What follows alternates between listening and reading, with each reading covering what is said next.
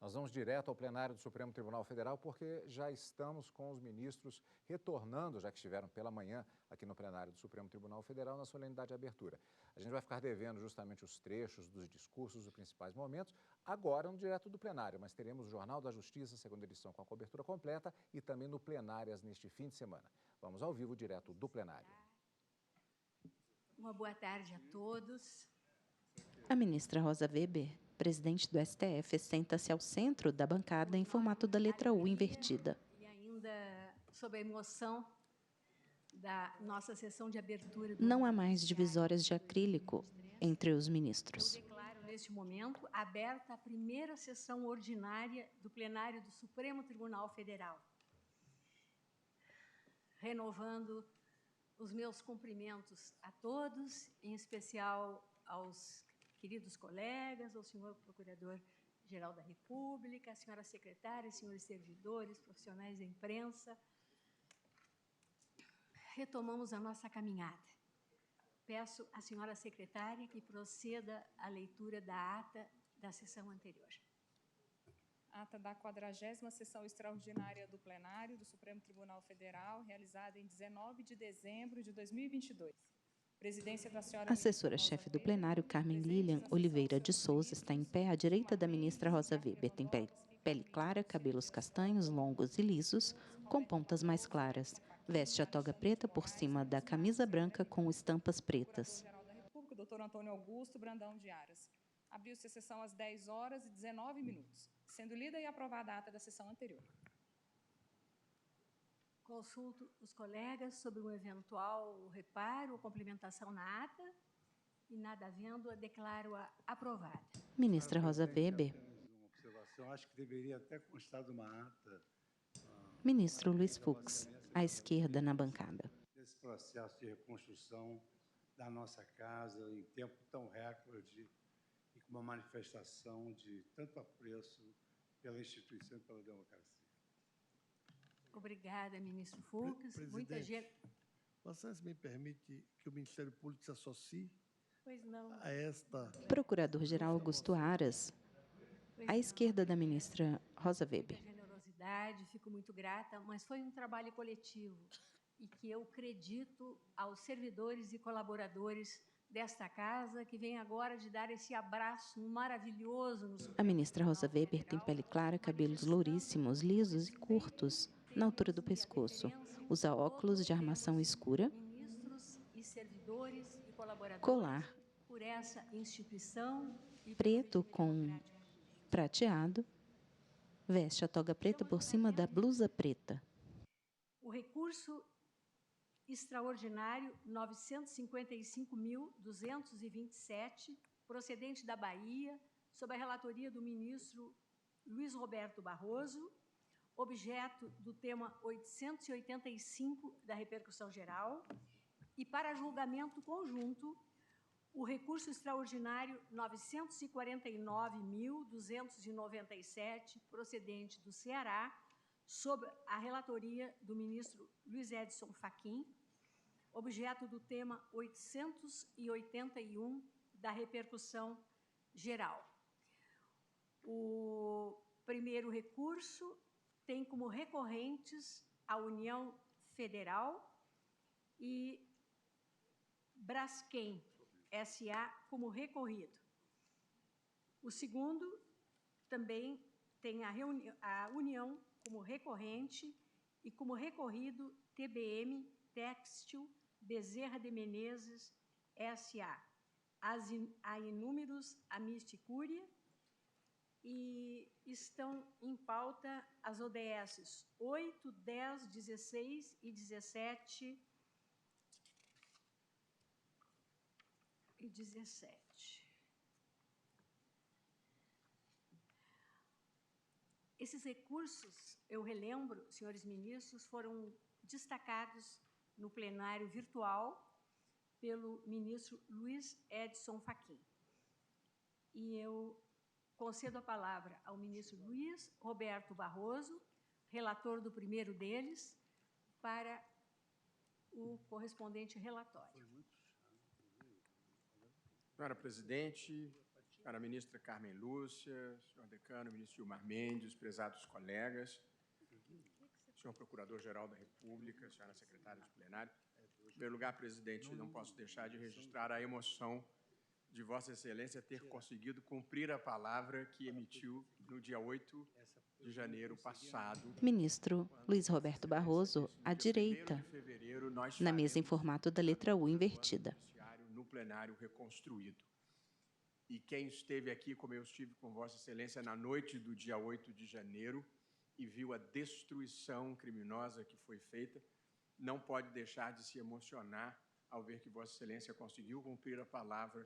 O plenário está inteiramente reconstruído e eu acho que, apesar de ter sido um mau momento e apesar de a história não ser linear, presidente, quem tem fé verdadeira sabe que o bem, a justiça e a democracia vencem no final.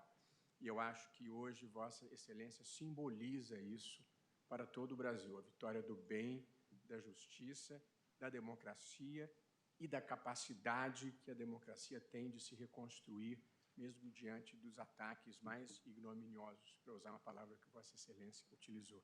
De modo que, do fundo do meu coração, acho que em nome de todos os ministros, parabéns a Vossa Excelência por ter conduzido em tempo recorde a reconstituição do plenário. Presidente, esse é um caso de muitas implicações. Em pauta, julgamento conjunto, recurso extraordinário 955, 227 e recurso extraordinário 297.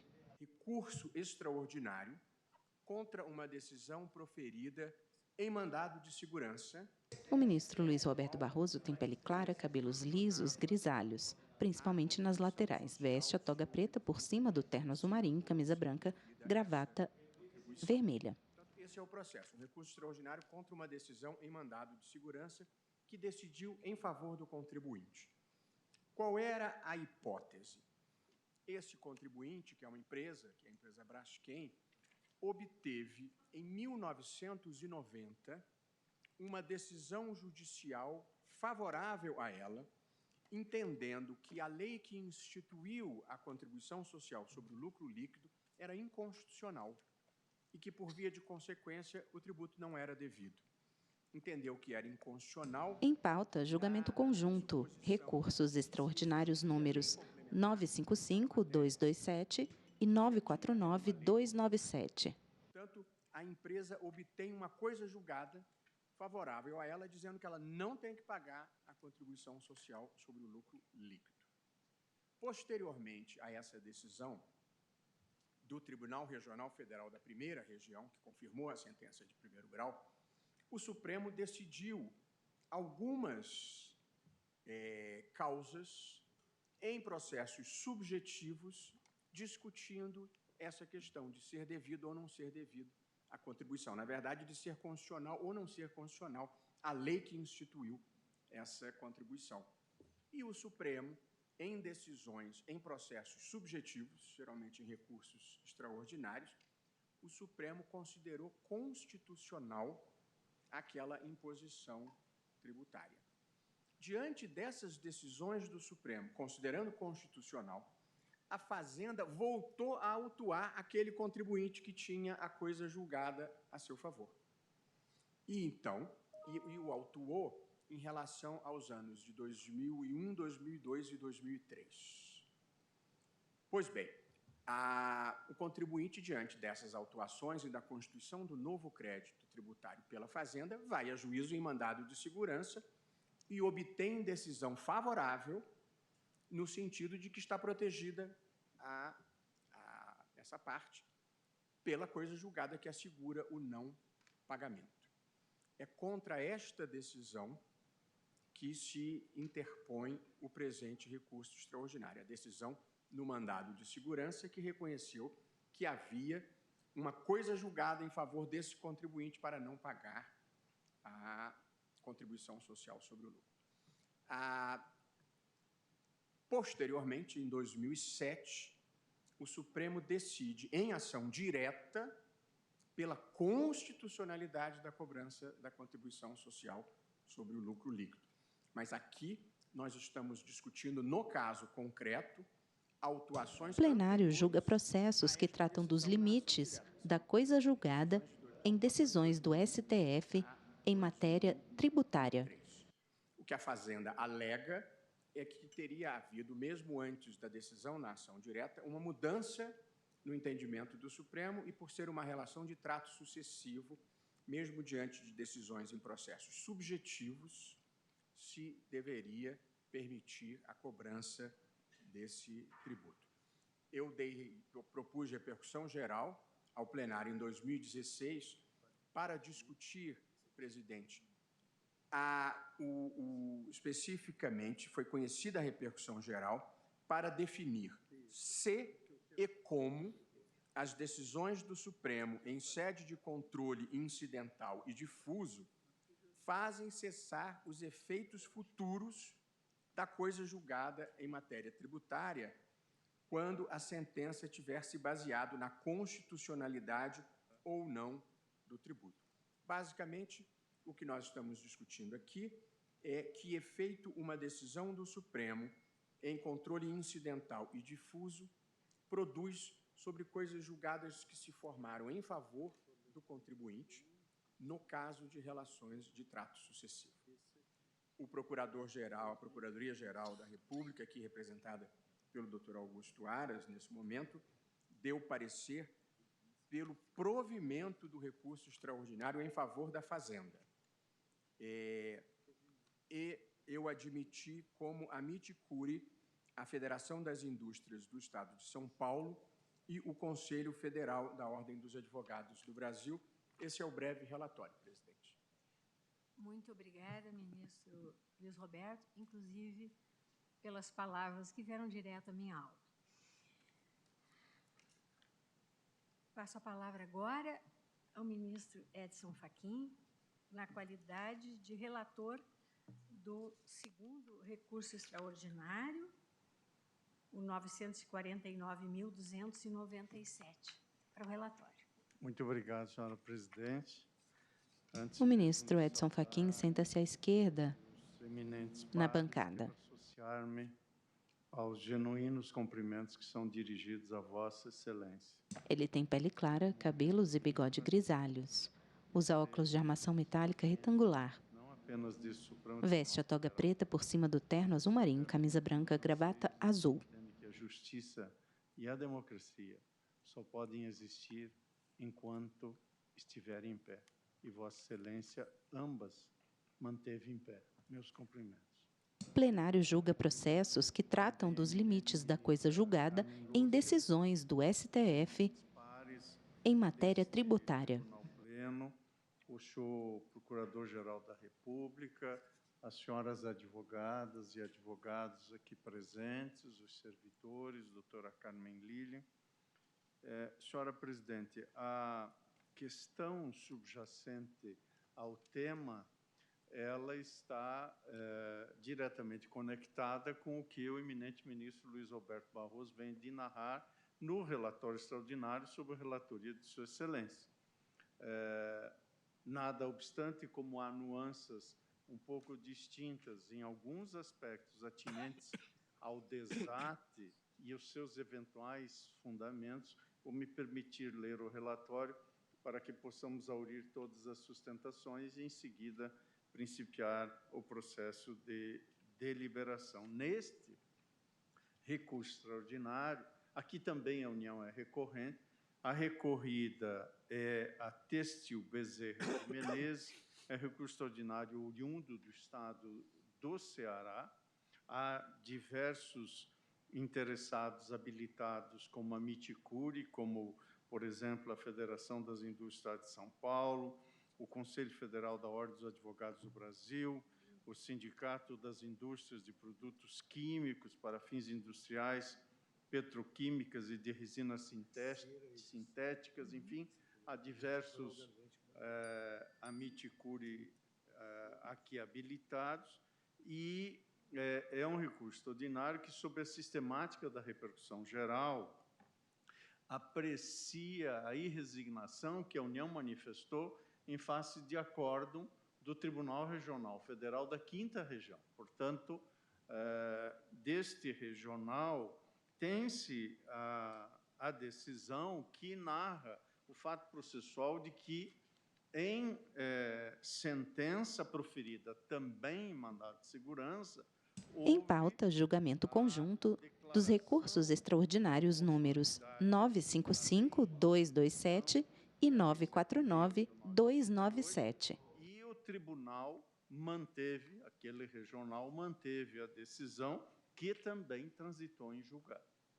Portanto, em ambos os feitos, nós estamos diante de um fenômeno processual relevante, que é coisa julgada em mandado de segurança e, posteriormente, em sede de controle concentrado ou difuso de constitucionalidade, o reconhecimento da constitucionalidade do tributo. Neste minuto, fala o relator do segundo recurso extraordinário, o ministro Edson Fachin. Lá, naquele provimento que o regional... No canto direito inferior da tela, há uma janela com intérprete de Libras. Do entendimento firmado por nossos tribunais superiores, segundo o qual a mudança de entendimento dos tribunais superiores não autoriza o pedido de rescisão do julgado com base na violação literal do dispositivo de lei. Pois bem, em face dessa decisão, vem, portanto, o recurso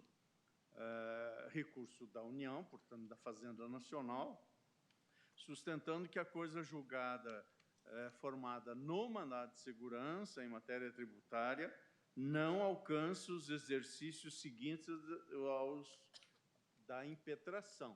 Leva em conta aqui o enunciado de súmula desse Supremo Tribunal Federal, nomeadamente a súmula 239.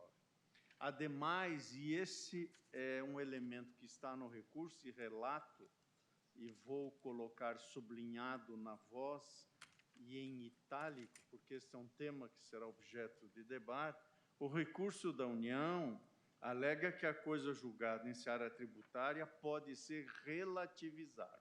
Este vocábulo é relevante neste tema.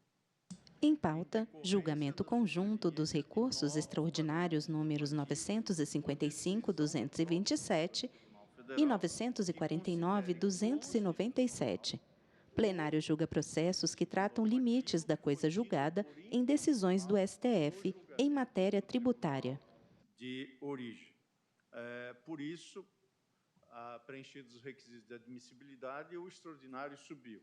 Não há necessidade de referir-se aqui ao especial, porque o especial ficou, digamos assim, a meu caminho. O importante é que a matéria para cá veio em sede de recurso extraordinário e eu recebi os autos por livre distribuição em 25 de fevereiro de 2016. Já em 25 de março, portanto, pouco tempo depois, esse Tribunal Pleno reconheceu a repercussão geral da questão constitucional. E o fizemos nos seguintes termos. A matéria constitucional controvertida consiste em delimitar o limite da coisa julgada em âmbito tributário, na hipótese em que o contribuinte tenha ou tem em seu favor decisão judicial transitada em julgado que declara a inexistência de relação jurídico-tributária ao fundamento da inconstitucionalidade incidental do tributo, por sua vez declarado o tributo constitucional em momento posterior, na via de controle concentrado e abstrato de constitucionalidade, controle esse exercido pelo Supremo Tribunal Federal. Portanto, reconhecemos a repercussão geral. Reconhecida a repercussão geral, os autos foram à Procuradoria da República, que carreou aos autos substancioso parecer. Ao final, a Procuradoria se pronuncia pelo provimento do recurso extraordinário e pela adoção de efeitos prospectivos, assegurando, no presente caso, período hábil a garantir o seu conhecimento pelos contribuintes e a permitir a recepção da carga tributária resultante da cobrança de contribuição social sobre o lucro líquido. Ou seja, não estamos exatamente discutindo a fatispécie da CSLL, mas estamos a discutir, evidentemente, a projeção dos efeitos de coisa julgada sobre inconstitucionalidade, diante de constitucionalidade superveniente de um determinado tributo. Atento a isso, aliás, está o parecer da PGR, que se refere não à coisa julgada em si, mas à sua eficácia. A tese, aliás, até deduzida no pronunciamento da Procuradoria, assenta a coisa julgada em matéria tributária, quando derivada de relação jurídica de trato continuado, perde sua eficácia no momento da publicação do acórdão exarado no âmbito de controle concentrado de constitucionalidade contrário ao sentido de sentença individual. Em 29 de setembro de 2016, portanto, em 2016 vieram os autos, em 2016 reconhecemos a repercussão geral e em 2016 indiquei o feito para o julgamento no Tribunal Pleno. E é esse o relatório, senhora presidente. Muito obrigada, ministro Edson Fachin. Passamos agora às sustentações orais. Eu concedo a palavra à doutora Annelise Lenze Ruas de Almeida, Procuradora-Geral da Fazenda Nacional, que falará pela recorrente União. Até 15 minutos, doutora Annelise. Obrigada, ministra. Boa tarde a todos. A advogada está em pé à tribuna, que fica ao centro, de frente para os ministros. Na data de hoje, gostaria de cumprimentar... É uma tribuna rebaixada, feita em madeira. Senhora, excelentíssima senhora... A advogada tem pele clara, cabelos castanhos, levemente grisalhos na parte frontal, curtos, na altura do pescoço, levemente ondulados nas pontas. Veste a toga preta por cima da blusa laranja. A sessão de abertura do ano judiciário, fiquei honrada como cidadã em perceber... Ao fundo, na primeira fileira de poltronas, há 3 pessoas sentadas, 2 mulheres e um homem. Como cidadã e como advogada pública, de perceber que, a despeito dos atos criminosos do dia 8, essa corte se impôs e a democracia brasileira é realmente inabalável. Eu tenho que lhe dizer, ministra Rosa, que eu chorei com seu discurso hoje de manhã. Foi muito forte, muito assertiva, suas palavras realmente calaram fundo na minha alma. Eu fico absolutamente honrada como advogada pública, que exerce uma função essencial à justiça, de encontrar nas suas palavras e nas palavras dos demais membros dessa corte a certeza da rigidez da democracia brasileira. A advocacia pública se solidariza pelos ataques ao prédio lindo, histórico e com tanto simbolismo da Suprema Corte e se coloca a serviço de qualquer e toda ação que se faça necessário para prevalecer o contrato social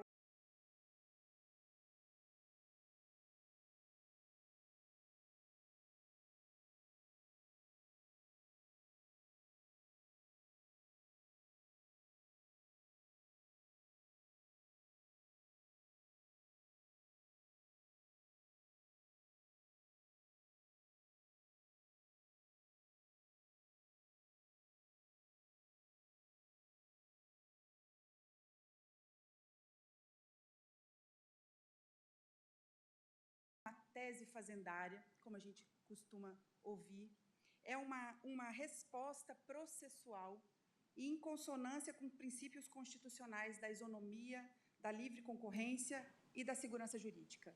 A decisão dessa Suprema Corte vai se aplicar a favor ou contra a Fazenda Nacional, a favor ou contra os contribuintes. Certamente, existem contribuintes que se beneficiarão dessa decisão e existem contribuintes que têm se beneficiado por uma decisão que é inconstitucional e que, a partir de agora, então, serão injustamente e serão colocados, então, na ordem das coisas a partir da decisão.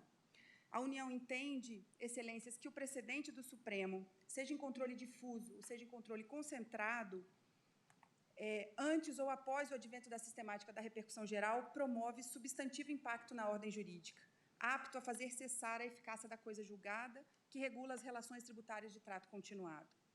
Isso ocorre, pois a coisa julgada referente a tais relações contém implicitamente a cláusula rebus sic stantibus, ou seja, mantém seu efeito vinculante enquanto se mantiver inalterados o direito e o suporte fático nos quais se basearam o juízo de certeza. É a manutenção dos contextos fáticos e jurídicos, conforme lecionava o saudoso ministro Teori Zavascki.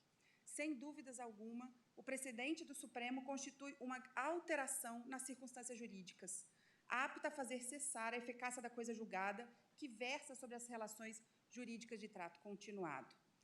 Gostaria de deixar claro que não se trata, com a devida vênia, flexibilização da coisa julgada. Trata-se, sim, da simples cassação dos seus efeitos em razão da modificação do ambiente normativo.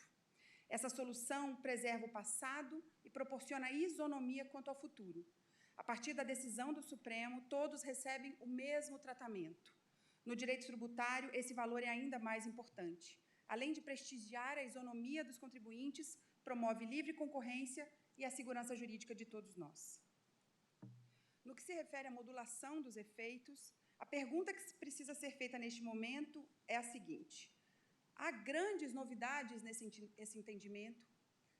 Essa discussão agora traz realmente uma novidade, algo que não estava dentro da previsibilidade? E a minha resposta para essa pergunta é que não. A doutrina há muito... Com licença, ministro. Desculpa, é bom ver o senhor pessoalmente. Obrigado.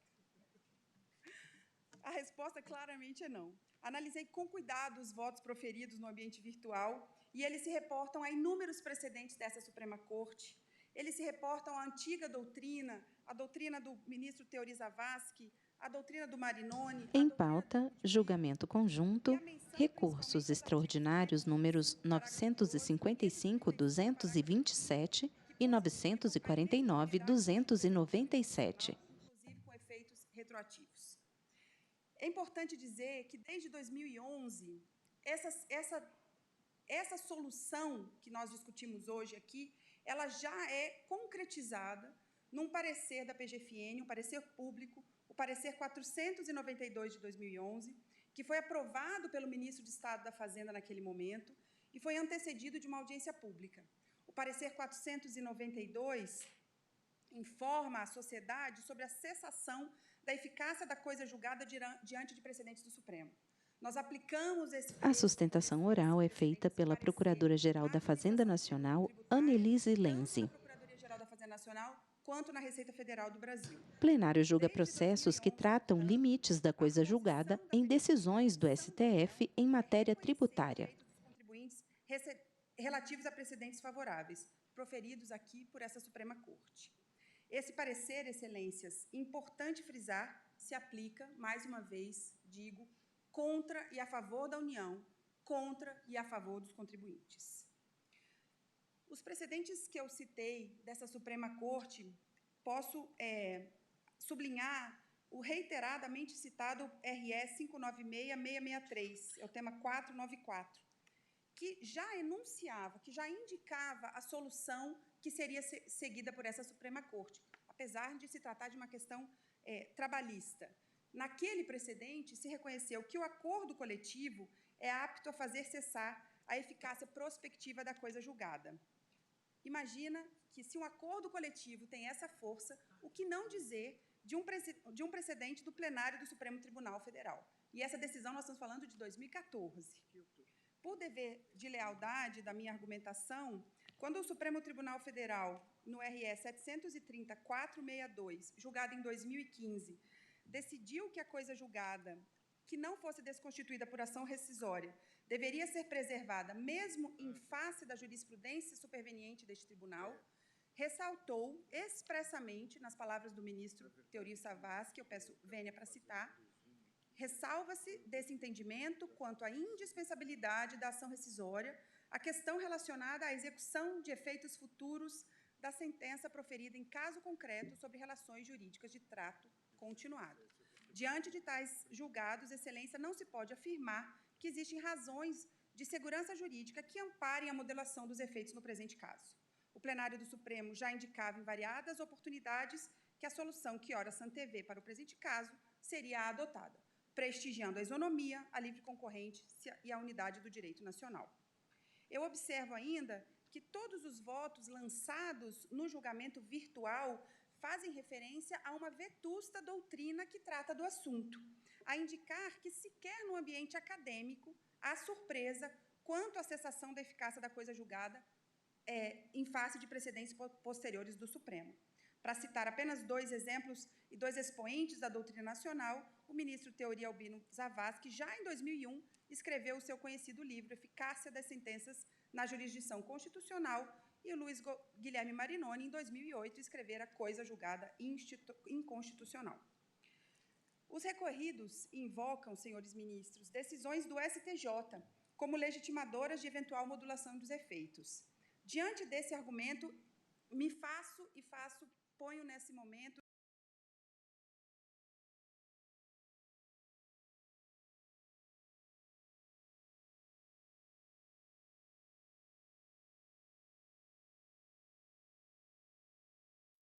caberia ao STJ definir o grau de vinculação de um precedente do Supremo Tribunal Federal?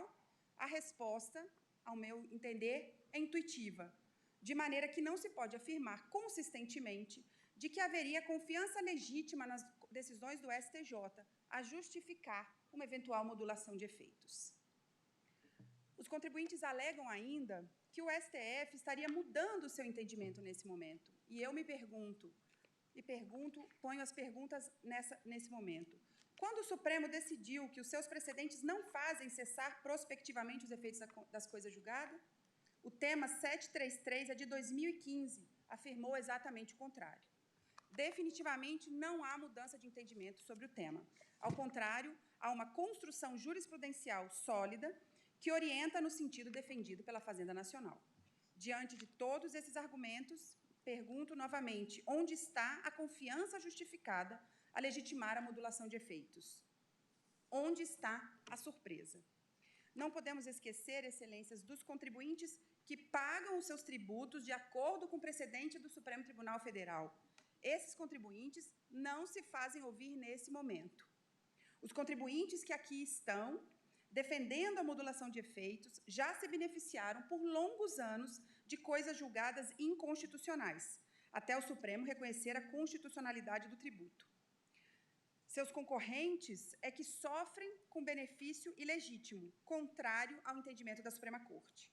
A PGFN, desde 2011, de forma pública, transparente, precedida de amplo debate com a sociedade, orienta a observância dos precedentes dessa Suprema Corte, seja a favor ou contra a União.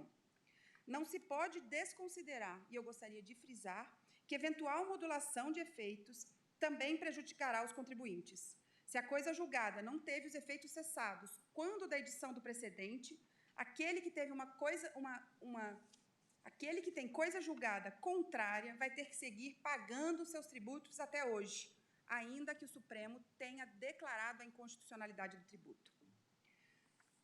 As partes postulam ainda a aplicação da regra da anterioridade tributária, que remetem para um futuro ainda mais distante de eficácia dos precedentes do Supremo.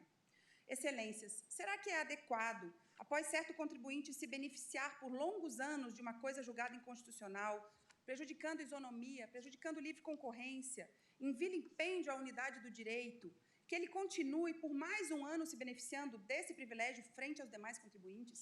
Será que é essa a lógica da Constituição, quando ela impõe a anterioridade? No presente caso, não se está diante de uma lei nova, que modifica um ambiente normativo antes tido por legítimo, a justificar a anterioridade. Estamos diante de coisas julgadas inconstitucionais, que beneficiaram contribuintes específicos ao longo dos anos. Não se pode equiparar 2 situações que são claramente distintas. Nas palavras do ministro Gilmar Mendes, em voto lançado no ambiente virtual, e eu peço vênia para ler, não custa lembrar que, conforme previsão constitucional e em consonância com os contornos interpretativos conferidos por essa Suprema Corte, os princípios da anterioridade são aplicados quando há instituição ou aumento, ainda que indireto, de tributos. Por tais razões, e, sobretudo, com o objetivo de proteger os demais contribuintes que não se beneficiaram de uma coisa julgada inconstitucional, o plenário julga processos que tratam limites da coisa julgada em decisões do STF em matéria tributária. Parece-me inadequado aplicar a anterioridade tributária a um precedente do Supremo Tribunal Federal. Dessa forma, e pela eventualidade, caso admitida a modulação de efeitos com que desde já expresso a minha discordância, a Fazenda Nacional, a União, por meio da Fazenda Nacional, requer a Vossas Excelências que se adote como marco a data da divulgação do parecer PGFN 492 de 2011, ao menos para tributos federais, por questões de isonomia entre contribuintes e fisco, e também entre os próprios sustentação oral feita pela Procuradora-Geral da Fazenda Nacional, Annelise Lenzi. URE 596663. Que sejam ressalvadas da modulação de efeitos as cobranças iniciadas e os pagamentos já realizados em consonância com o entendimento do Supremo. O fundamento para que assim se proceda é o de sempre: não subtrair a eficácia do precedente àquele que, tendo oportunamente exercido seu direito, em conformidade com a decisão do STF, restou, ao final, vitorioso. Por todas as razões expostas, a União pede pelo conhecimento e provimento do seu recurso extraordinário. Agradeço a oportunidade e a paciência. Muito obrigada. Uma boa tarde. Eu agradeço a doutora Annelise Lenzi Ruas de Almeida pelas palavras dirigidas a esta Suprema Corte, inclusive homenageando-a, e consigno Ministra a Rosa Weber, expressividade presidente do STF. do fato de ter sido uma mulher a primeira a ocupar a tribuna neste plenário reconstituído. Sinal de novos tempos, esperamos. Passo a palavra agora ao doutor Cláudio Xavier Schiffelder Filho, procurador da Fazenda Nacional, que falará também pela recorrente União, mas quanto ao recurso extraordinário 949.297. Excelentíssima ministra Rosa Weber, excelentíssimos ministros Luiz Roberto Barroso o advogado e está em pé à tribuna, Fachin, de frente para os ministros. Relatores do caso, excelentíssima ministra Carmen Lúcia, excelentíssimos senhores ministros, Procurador-Geral da República, a minha Procuradora-Geral da Fazenda Nacional, a quem cumprimento todos os advogados aqui presentes, a doutora Carmen Lilian, a quem cumprimento todos os serventuários dessa casa. Reitero as palavras da nossa Procuradora-Geral, presidente, congratulando a senhora e falando da honra de estar aqui hoje, nessa casa da jurisdição constitucional e elemento dos mais relevantes do Estado Democrático de Direito. Uma honra estar aqui hoje, podendo contribuir com o julgamento dos mais relevantes, ministros. Nós vamos discutir hoje a força normativa da Constituição e o impacto do precedente do Supremo na ordem jurídica. Vamos discutir a autoridade dos precedentes do plenário da Suprema Corte. Eu não podia começar essa sustentação, senhores ministros, sem primeiro destacar a contribuição do saudoso ministro Teori Albino Zavascki a esse tema. O ministro Teori Zavascki tem um livro, que eu trago aqui comigo, um livro de cabeceira, do mestrado dele, ministro Fux, de 1999, na Federal do Rio Grande do Sul, tanto na obra doutrinária dele, como também nos precedentes no STJ e no STF, o ministro Teori traz luzes e caminhos para a resolução do tema aqui presente. Essa sustentação é dedicada à sua memória e ao seu legado. Quem a PGFN, a União, representa hoje nessa tribuna, senhores ministros? A União não vem aqui como representante do fisco. A União representa todos os contribuintes que pagam tributo no Brasil. Porque aqui temos um caso de dois julga processos que tratam limites da coisa julgada em decisões do STF duas em decisões matéria do Supremo tributária. Tribunal Federal declarando a constitucionalidade deles. São esses que a gente defende. É o papel de agente fiduciário que o fisco tem de todos os contribuintes que pagam tributo no nosso país. E, ministro Fux, a gente defende aqui também, interessante, não é um lado fazendário, defendemos também todos os contribuintes que pararam de pagar tributos por esse raciocínio, que é um entendimento, ministra Carmen Lúcia, que não é pró-fazenda ou contra a fazenda, é a favor da força normativa da Constituição e da autoridade do Supremo Tribunal Federal. Contribuintes que perderam suas ações, porque foi declarado constitucionalidade de um tributo, e posteriormente o Supremo veio a declarar a inconstitucionalidade, pararam de pagar esse tributo sem ação nova nenhuma. Eu dou um exemplo do tema 69, ministra Carmen Lúcia. Milhares de contribuintes perderam suas ações porque tinham súmula do TRF, 2 súmulas do STJ, o Supremo entendia que a matéria era infra, e durante décadas eles perderam esse processo. Quando o Supremo veio a mudar isso em 2021, todos não precisavam mais pagar, sem uma petição ao Judiciário. Era a eficácia máxima à jurisdição constitucional. Após a decisão do Supremo, só existe um direito, ou se paga ou não se paga, e de forma isonômica, para todo mundo. Os debates no plenário virtual, senhores ministros, foi muito rico. Resolveu-se muitas questões. Resolveu-se a questão de se precisa ou não de ação rescisória, ação revisional. Avançou-se muito a questão da cláusula rebus sic stantibus, a mudança do estado fático ou jurídico. Eu vou me ater em minha sustentação em 2 pontos. Primeiro, a eficácia do precedente do Supremo antes da repercussão geral. E depois, ministra Rosa Weber, a questão da modulação. 2 coisas importantes em que a PGFN pode contribuir com o debate dos mais relevantes sobre a jurisdição constitucional e a evolução da interpretação e da força dos precedentes dessa Corte. É muito comum hoje em dia, ministra Carmen, antes se dividia, né, o controle difuso e o concentrado. Hoje já estamos muito claro que o controle concentrado e o difuso com repercussão geral tem efeito erga omnes vinculante. Hoje há uma discriminação com relação ao difuso antes da repercussão geral. E eu queria desmistificar algumas coisas aqui, e sempre baseado nos entendimentos de vossas excelências e no entendimento de normas, de leis, em sentido estrito. A repercussão geral, ela só veio a instituir novo rito procedimental, ministro Barroso. Ela veio a fazer o quê? Afetação de processo, devolução de processo, sobrestamento de processo, como os tribunais aplicam o precedente. A essência da repercussão geral é o plenário do Supremo Tribunal Federal. É a força vinculante, a força normativa da Constituição que emana desse colegiado.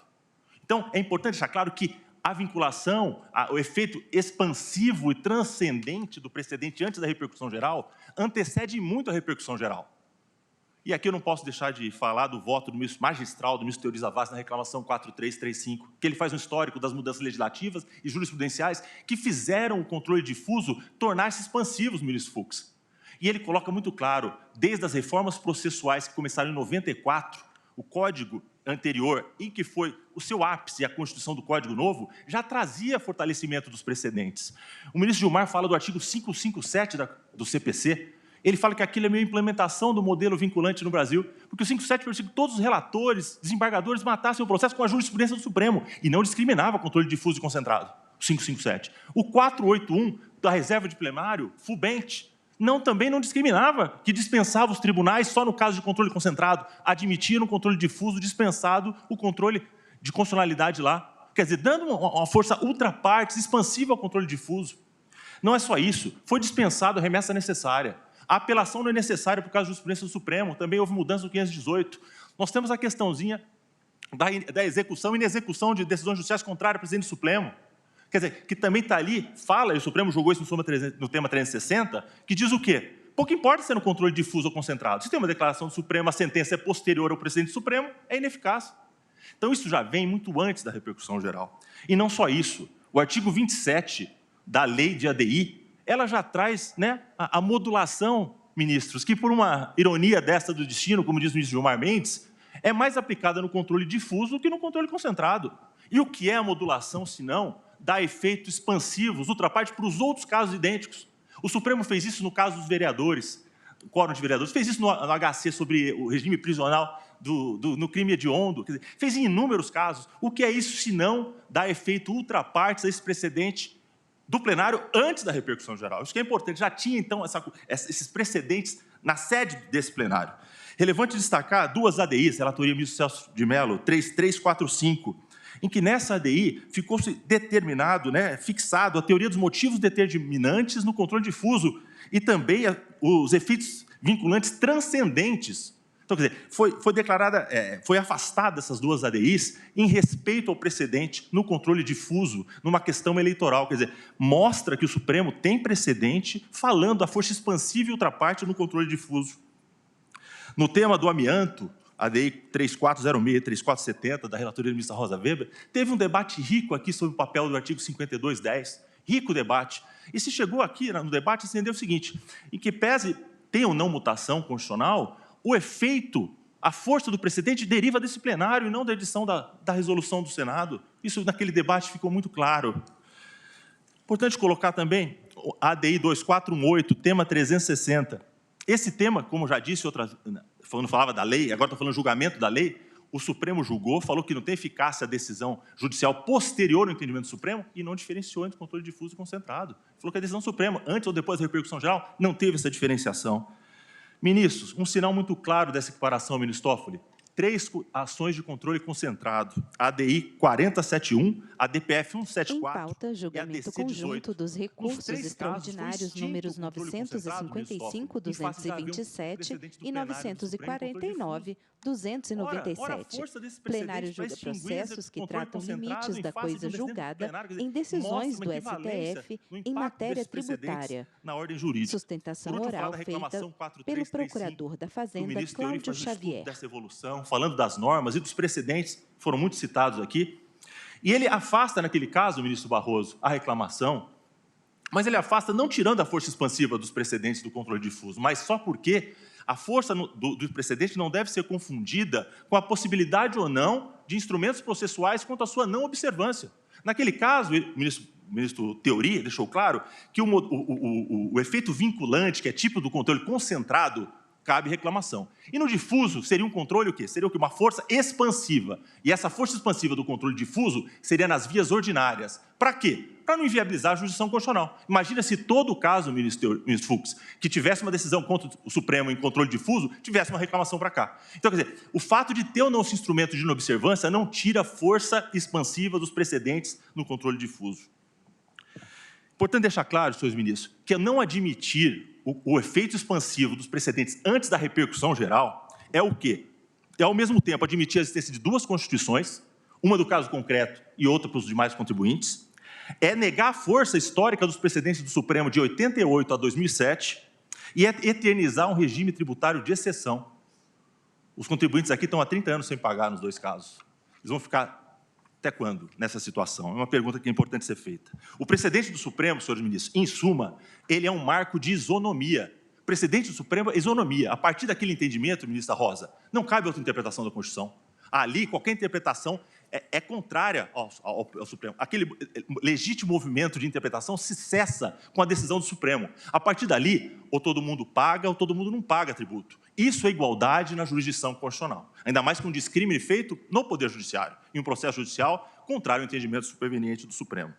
Princípios constitucionais, além dos precedentes, a força do precedente, a questão da isonomia. A nossa Constituição é, por excelência, uma condensação da isonomia. Ela é isonomia em si.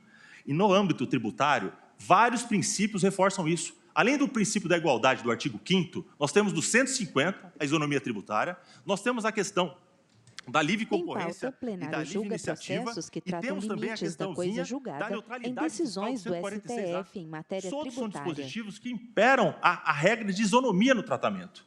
O ministro Eros Grau, em toda a sua competência e conhecimento de direito econômico, num tema parecido com esse, em que uma empresa não pagava tributos e ganhava mercado concorrencial, chegou a utilizar a frase do Barão de Itararé: restabeleça-se a legalidade ou nos locupletemos todos. Porque não podia perdurar aquela situação de algum não ficar sem pagar enquanto todos os outros pagam.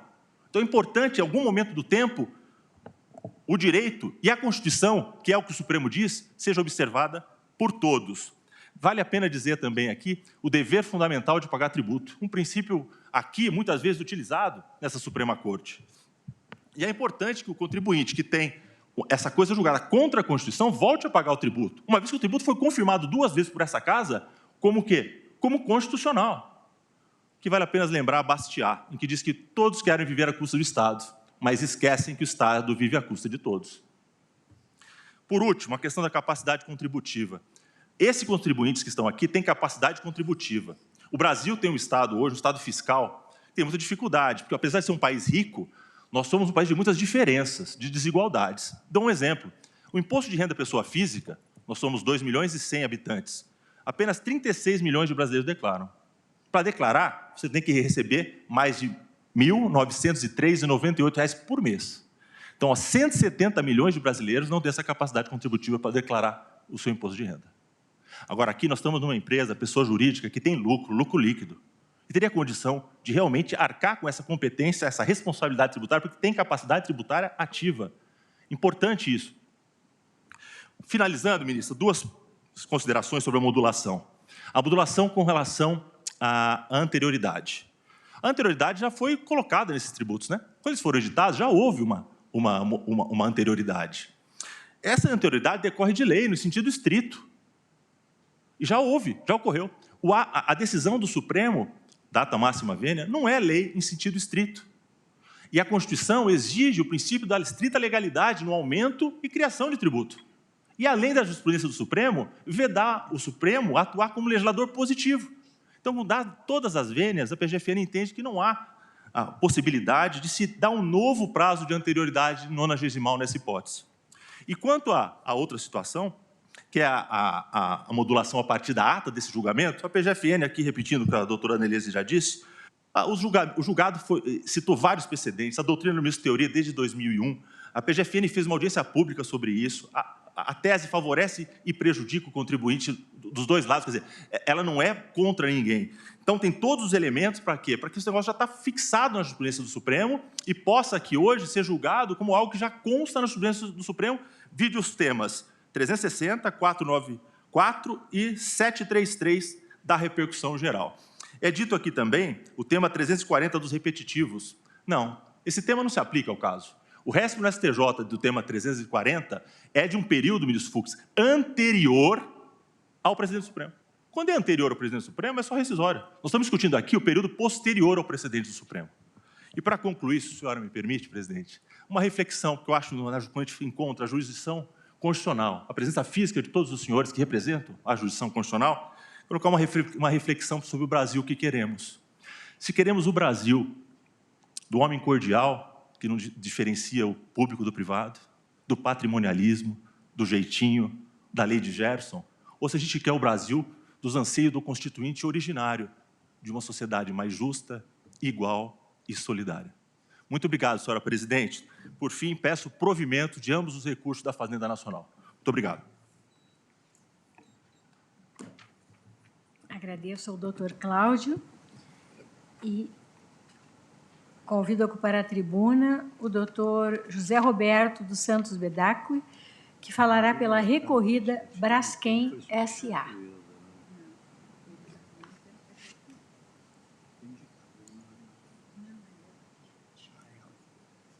O advogado está em pé à tribuna. Senhora presidente, gostaria, na pessoa de Vossa Excelência, morena clara, saudar e cumprimentar os demais integrantes desta tem cabelos colenda, curtíssimos grisalhos, usam deste colenda do óculos tribunal, de armação metálica, revelar a minha mais para a satisfação ponta do por nariz. estar aqui hoje, Veste a neste toga preta plenário por cima do terno cinza, reconstruído, camisa azul mas não clara, apenas gravata pela sua escura. reconstrução física, e sim por estar diante de pessoas responsáveis pela manutenção da democracia nesse país. O comportamento desta corte me faz sentir orgulho de ter pertencido ao Poder Judiciário e de continuar atuando nesta área. Eu vou me limitar aqui, Excelências, a abordar a questão do tema 885, ou seja, representando... Em pauta, plenário julga processos que tratam limites da coisa julgada em decisões do STF em matéria tributária. De um controle difuso de constitucionalidade, invocado no recurso extraordinário interposto pela União. Trata-se do recurso extraordinário 138.284 do Ceará. Em primeiro lugar, a Braskem não está aqui procurando defender a inexigibilidade de tributos há 30 anos. Não, ela está aqui procurando defender apenas uma suposta autuação ilegal, porque violou coisa julgada, realizada dos anos de 2001, 2002 e 2003. Esse é o objeto do processo relacionado ao tema 885, não mais do que isso. E, portanto, nessa linha de raciocínio, eu não pretendo aqui desenvolver argumentos mais pormenorizados, mais profundos, a respeito do controle direto de constitucionalidade ou de inconstitucionalidade realizado na ADI 15 de 2007. A esse respeito, excelências, eu só gostaria de chamar a atenção para um fenômeno que talvez seja trazido a esta corte hoje, pelos demais representantes das partes interessadas. Qual seja, o julgamento dessa ADI limitou-se a julgar improcedente o pedido de inconstitucionalidade da lei. O acórdão, por unanimidade, conheceu da ação direta, julgando-a parcialmente procedente para declarar tão somente a inconstitucionalidade dos artigos 8º e 9º da lei. Pois bem, diante desse dispositivo, nada se afirmou a respeito da constitucionalidade dos demais dispositivos legais relacionados a essa lei. Não há afirmação nesse sentido. Nessa linha de raciocínio, poder-se-ia afirmar que inexiste declaração de constitucionalidade em controle concentrado, segundo lições de integrantes deste tribunal, o ministro Gilmar Mendes, por exemplo, o ministro Barroso, mais ou menos no mesmo sentido, é necessário que seja declarada a constitucionalidade, o que não ocorreu no julgamento da ADI 15. Portanto, trago apenas essa questão que não diz respeito diretamente ao objeto da minha exposição, para a reflexão de Vossas Excelências, principalmente porque a questão será trazida a este plenário. Pois bem, com relação ao controle difuso, eu poderia me limitar a repetir aquilo que já foi dito depois de um relatório claro, didático, feito pelo eminente relator, ministro Barroso, a respeito do que se verificou neste caso. E o que disse o ministro Barroso na sua conclusão em relação ao tema 885? As decisões do Supremo Tribunal Federal em controle incidental de constitucionalidade anteriores à instituição do regime de repercussão geral não impactam automaticamente a coisa julgada que se tenha formado, mesmo nas relações jurídicas tributárias de trato sucessivo. Essa é a afirmação do ministro Barroso, afirmação essa cuja afirmação foi acompanhada pelo ministro Gilmar Mendes na sua conclusão de voto, e ela decorre, excelências, de um aspecto. Antes da repercussão geral, e eu trago aqui uma posição doutrinária do eminente ministro deixa eu localizar, do eminente ministro Alexandre de Moraes, segundo a qual, apesar de manifesta, especialmente no Código de Processo Civil atual, a intenção de conferir obrigatoriedade às decisões proferidas pelos tribunais superiores, isso a partir do Código de 2015, o ministro Alexandre ressaltou que o julgamento proferido em controle difuso, mesmo se realizado pelo Supremo, não possui essa característica, porque se dirige especificamente à situação concreta. Depois da repercussão geral, e principalmente depois do artigo 927 do nosso querido Código, ministro Fux, as decisões do Supremo em determinados incidentes, mesmo no controle difuso, tornaram-se obrigatórias, tornaram-se vinculantes. Antes, não. Terceiros não estavam sujeitos a essas decisões do Supremo Tribunal Federal em controle difuso, só em concentrado quando ocorrido.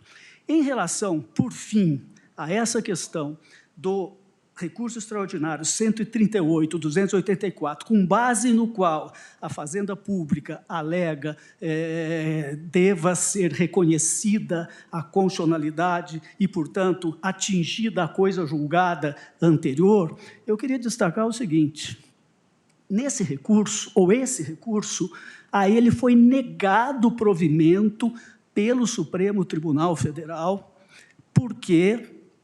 por entender que havia um dispositivo inconstitucional em razão do que o tributo era indevido.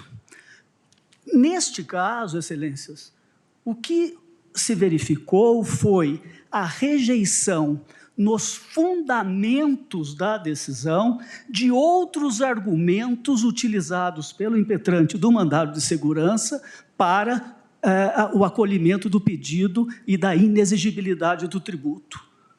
Esses argumentos foram, eu diria até em caráter obtedicta, foram rejeitados, não precisariam ter sido sequer enfrentados.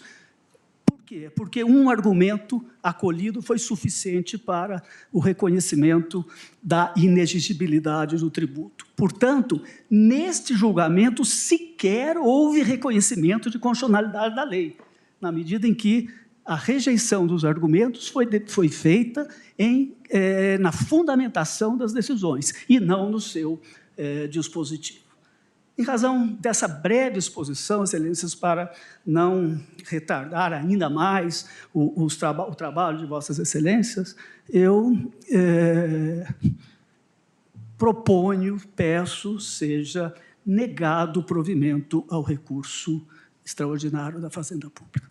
Muito obrigado pela atenção de vossas excelências. Gostaria de saudar também o ilustre Procurador-Geral da República aqui presente.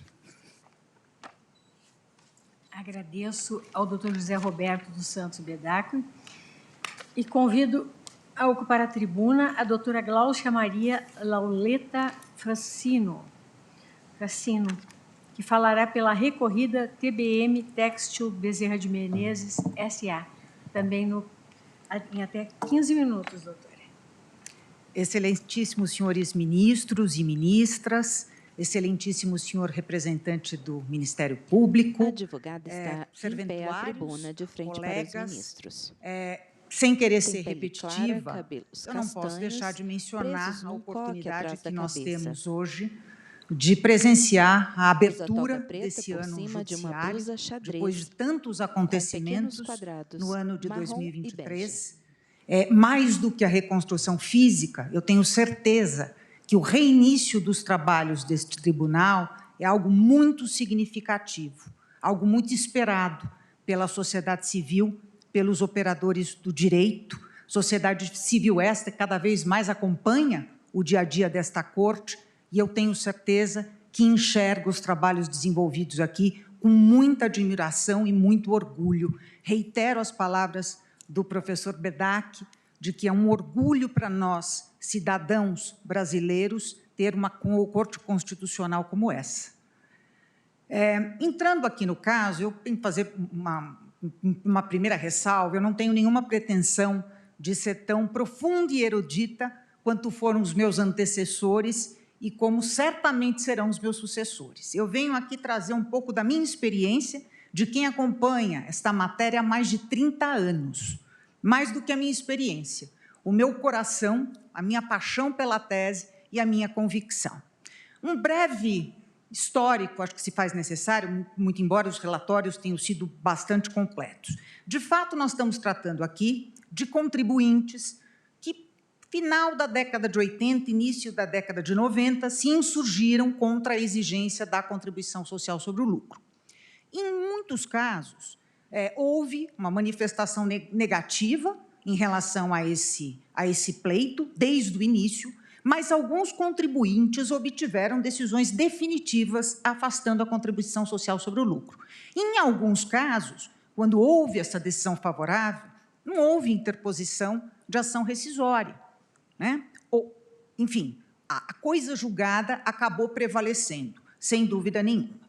O que aconteceu depois? Primeira oportunidade que este Supremo Tribunal Federal teve de apreciar a matéria, o mérito, foi em 1992, quando apreciou um recurso extraordinário e concluiu pela constitucionalidade da exigência, com exceção do ano de 1988, por ofensa e retroatividade e anterioridade. Essa foi o primeiro momento em que esta Corte apreciou a matéria, o mérito que está por trás de toda esta discussão. Evidentemente que a União entendeu que estaria apta, autorizada a constituir créditos, inclusive contra os contribuintes que tinham as suas decisões definitivas. A alegação, à época, da União se baseava em, basicamente, 2 argumentos.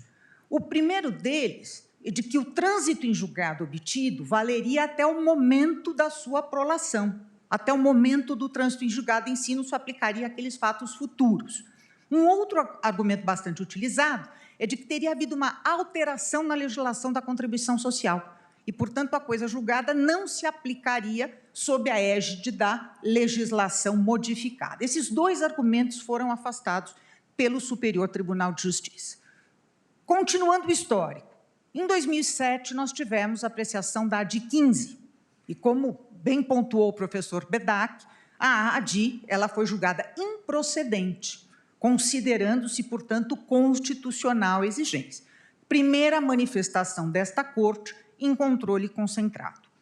Esse ponto específico, digamos, esta decisão, inspirou a União a prosseguir constituindo os créditos tributários, inclusive contra os contribuintes que tinham decisões definitivas.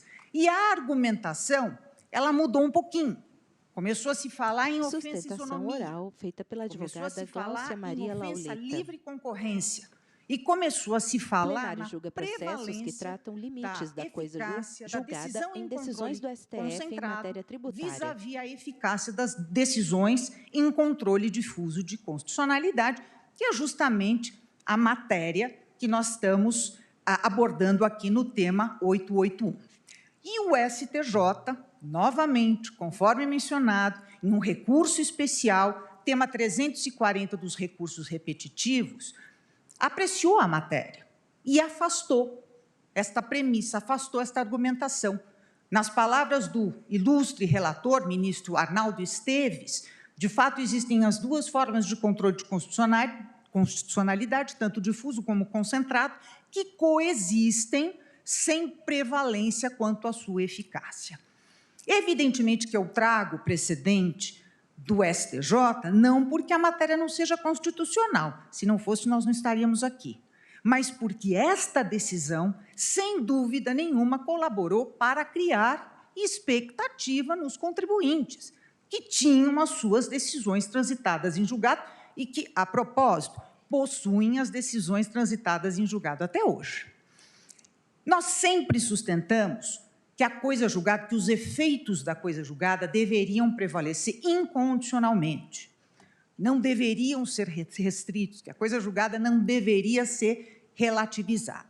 Mas nós não podemos ignorar que existe uma tendência desse tribunal que nós pudemos perceber quando da apresentação dos votos, no julgamento virtual. Sei que, do ponto de vista formal, eles foram retirados, mas não deixa de ser um sinal importante, no sentido de que existe uma inclinação deste tribunal por interromper estes efeitos em algum momento. Portanto, eu vou me focar exclusivamente na necessidade de modulação de efeitos, caso a decisão deste tribunal venha a ser prolatada nesse sentido. O instrumento da modulação de efeitos vem sendo utilizada por esse tribunal. E nós temos na legislação previsão expressa no sentido de que os tribunais superiores podem aplicar a modulação quando houver modificação de jurisprudência e quando houver ameaça à segurança jurídica e ao interesse nacional. Senhores ministros, eu acredito e tenho absoluta convicção que a coisa julgada talvez seja a manifestação mais clara e genuína do que significa a segurança jurídica. A coisa julgada significa previsibilidade, significa estabilidade, significa calculabilidade. Não há dúvida que se esses contribuintes que ingressaram em juízo e obtiveram as suas decisões, como eu disse, há mais de 30 anos, vão ter todos esses valores violados se nós entendermos que uma eventual decisão desfavorável colha, inclusive, os fatos passados, as relações passadas, os direitos passados.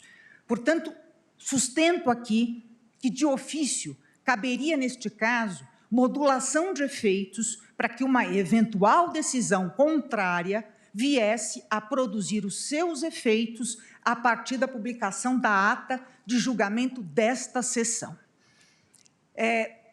O Supremo Tribunal Federal, como eu disse, aplicou a modulação de efeitos em muitos casos em matéria tributária, muitos, tendo como premissa não só a alteração de entendimento jurisprudencial, como também a preservação da própria União, da Fazenda Nacional. Em alguns casos, a modulação se colocou porque, se houvesse a possibilidade do contribuinte recuperar valores, o impacto nos cofres públicos seria muito relevante. Daí por que se aplicar a modulação de efeitos. Em casos muito menos sensíveis do que o caso que nós estamos apreciando. Se a alteração de jurisprudência ela é suficiente para que não se aplique de imediato uma decisão deste Supremo, ou não se aplique retroativamente para fatos passados, que dirá uma situação onde o contribuinte possui coisa julgada. E aqui, senhores ministros, com a devida vênia, nós não estamos diante da luta do bem e do mal, do contribuinte bom contra o contribuinte ruim. Não é o caso. O contribuinte que não recolhe tributos há mais de 30 anos, isso é fato, é verdade, eu acompanho isso, não o faz, não porque se insurge ou desobedece à lei, mas porque possui uma decisão definitiva, em um caso que foi ajuizado, decisão essa que não foi desconstituída até agora. Então, é muito importante esclarecer isso. Mesmo em relação à isonomia, a pergunta que eu deixo é se realmente nós estamos tratando de situações entre iguais. Então, retomando, em alguns outros casos, em matéria tributária, com muito menos sensibilidade do que este Supremo Tribunal Federal lançou mão do instrumento da modulação. Por uma questão até de lógica e coerência, que nos parece que, nesse caso, se a decisão vier a ser contrária, a modulação se impõe. Tem um outro comentário bastante importante. Que tratam limites Houve da coisa alguns julgada comentários em decisões de do que esses STF em matéria que possuem essas tributária. decisões A definitivas sustentação oral é poderiam feita pela gerar algum tipo de advogada Gláucia Maria mercantilização, Laulita. através da sua utilização em planejamentos, em outros procedimentos, independentemente de ser ou não ser verdade isso, ou uma situação de fato, até mesmo em relação a isso, a modulação de efeitos é a melhor solução, porque ela permitirá que a decisão alcance fatos futuros, mas resguarde os fatos passados.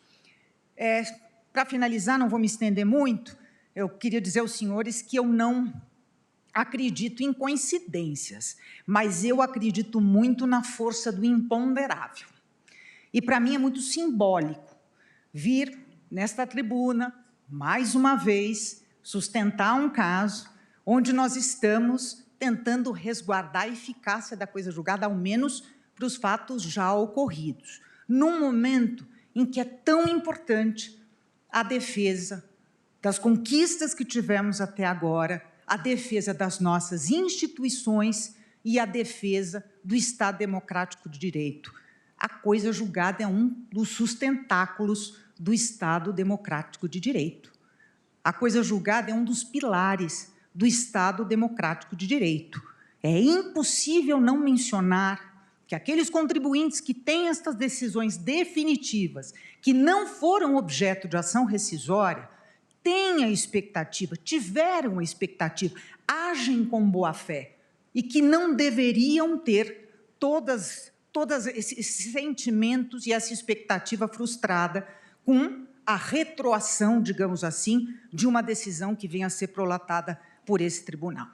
Finalizo a minha sustentação cumprimentando a todos pelo ano judiciário, cumprimentando a todos pela reconstrução desta casa e início dos trabalhos. Como eu disse, não é a primeira vez que eu estou nessa tribuna, mas seguramente é o momento talvez mais emocionante. Para mim é um orgulho, para mim é uma honra, é uma satisfação pessoal e profissional estar aqui nesse momento. Na verdade, é um grande privilégio, ao qual eu agradeço. Para finalizar, como eu disse, entendemos que a modulação de efeitos, se considerarmos uma decisão contrária, que reconheça a possibilidade de interrupção dos efeitos da coisa julgada formada nesses processos individuais, que haja modulação e que esta modulação se aplique até o momento deste julgamento, mediante a publicação da sua respectiva ata da sessão. Muito obrigada. Agradeço a doutora Gláucia Maria Lauleta Facino. E passamos agora às sustentações orais dos amici curiae. Passo a palavra de imediato à doutora Misabel de Abreu Machado Derzi, que falará quanto aos 2 recursos extraordinários pelo Amicus Curiae Federação das Indústrias do Estado de São Paulo, Fiesp. Pois não, doutora? O tempo, doutora. Até 10 minutos. Muito obrigada.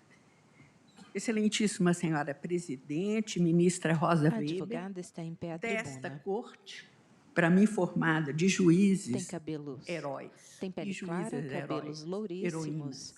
lisos e Baluarte e volumosos. fortaleza de resistência Abaixo dos ombros, da democracia, usa brinco do pendente Estado de comprido de Excelentíssimo continhas senhor ministro azuis Gilmar claras, Mendes, honorável decano, um colar excelentíssimo prateado senhores sobre a ministros blusa preta relatores, Edson Fachin, e a toga preta por Luiz cima Roberto da blusa. Barroso, excelentíssima senhora ministra e senhores ministros, senhor procurador Aras, neste brevíssimo tempo, vamos nos concentrar apenas em 2 questões. Nesta lide, o que se questiona é: poderá um direito novo, ainda que em controle objetivo, superar um direito, retroagir, um direito velho, com a DIN 15 de 2007, para atingir esse fato posterior, aliás, muito anterior, velhíssimo, que é a coisa julgada das recorridas? Evidentemente que não. As recorridas há cerca de 30 anos obtiveram em seu favor, em controle subjetivo, decisão transitada em julgado. Quando se formaram tais decisões de coisa julgada, em 1990 ou 1992, inexistia qualquer precedente desta corte em controle objetivo ou subjetivo de transcendência, qualificado como repercussão geral, em sentido contrário. Inexistia qualquer precedente que tivesse sido contrariado pela decisão. 14 anos depois, em controle concentrado, Sustentação oral feita pela advogada Misabel de Abreu. em que o Supremo Tribunal O plenário Federal julga processos que tratam limites da coisa julgada em em decisões do STF mas em sem matéria uma tributária. declaração formal de constitucionalidade. E mais, decorreu in albis um prazo para a propositura da ação rescisória prevista no artigo 535, parágrafo 8º do CPC. Estamos meramente em face de decisão desta Corte ou decisões como na DIN 15 e outras decisões ulteriores, posteriores, em controle subjetivo, que nem sequer podem instruir a ação rescisória. o prazo já se extinguira. Mas, nesta lide, o que se questiona é, poderá um direito novo, ainda que a DIN 15 não possa retroagir, atingir fato anterior, aliás, muito anterior, velhíssimo? Que outro fato novo, que outro direito novo? Porque agora estamos a nos referir ao direito novo a ser construído neste julgamento, agora, 30 anos depois, nos temas 881 e 885. A resposta é idêntica à anterior, a mesma? Evidentemente que não. Invoquemos um insuspeito voto belíssimo, aliás, do ministro Fachin, que foi retirado depois de veiculado sobre o tema 881. Disse ele, com toda razão, que o precedente sempre invocado da relatoria do ministro Teori Zavascki, RS 730-462, não se aplicaria, em princípio, ao caso, à espécie em tela, porque neste recurso extraordinário citado, afirma-se que a declaração de constitucionalidade ou inconstitucionalidade superveniente à coisa julgada não produz rescisão automática das sentenças anteriores. A ação rescisória seria sempre imprescindível, porém, o julgado fez a ressalva concernente às relações jurídicas de trato continuado, que é o caso concreto. No entanto, diz ainda o ministro Fachin, nos fundamentos de seu voto e na modulação proposta, aspas, a jurisprudência, no entanto, deste egrégio tribunal aplicava nacionalmente o entendimento fixado no tema 733, inclusive em lides de natureza tributária, sem aquela ressalva, diz o ministro, no sentido de ser indispensável a propositura da ação rescisória para desfazimento da coisa julgada. Instalou-se, então, no país, ao contrário do que afirma a União, um verdadeiro conflito interpretativo. De um lado, a impreensibilidade da coisa julgada, baseada na própria jurisprudência desta casa, que está prescrita, porque não é mais aplicável, mas também consagrada no Código de Processo Civil de 2015. Por outro lado, a pretensão da União recorrente, pretensão, a nosso ver, intolerável, à luz do Código de Processo Civil de 2015 e da jurisprudência da época, de poder ela mesma, sem intervenção do Poder Judiciário, por autotutela, desconstituir a coisa julgada. O importante é assinalar aqui a existência de forte controvérsia. No direito brasileiro, inúmeros pareceres, inúmeros, o senhor deve ter recebido 20, 30, nem sempre coincidentes. CPC de 2015, exigindo ação rescisória dentro do prazo legal. Jurisprudência desta Corte, contraditório, o ministro Fachin lembrou muito bem.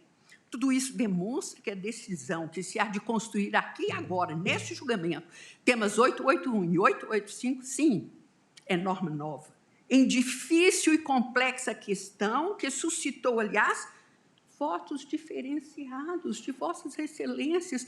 Nem os senhores chegaram a um acordo único nos votos já veiculados. Decisão difícil que resolverá as relações complexas na coexistência de dois sistemas de controle diferentes, o objetivo e o subjetivo. O que dizer, então, da insegurança do contribuinte, de sua incerteza, ao mesmo tempo de sua boa-fé, portador que é de coisa julgada de mais de 30 anos? A resposta evidente é, novamente, não.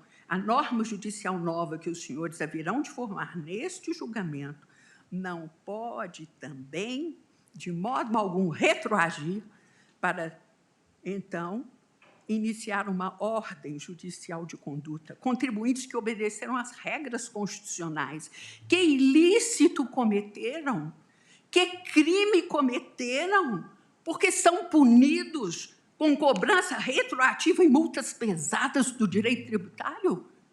Isso mais me parece um processo kafkaniano. Perdoem-me, senhores. A União, o último ponto, só mais um, a questão da justiça e da isonomia. A União levanta erroneamente o valor justiça, isonomia, argumentando que alguns pagam, a contribuição, enquanto outros, beneficiados pela coisa julgada, não a pagam. Isso feriria a igualdade e justiça no sentido do dever de se pagar segundo a capacidade econômica e ainda quebraria a livre concorrência. Tal argumento é falho e agressivo ao sistema jurídico, porque é isolado, é tópico, deformante da ordem nacional.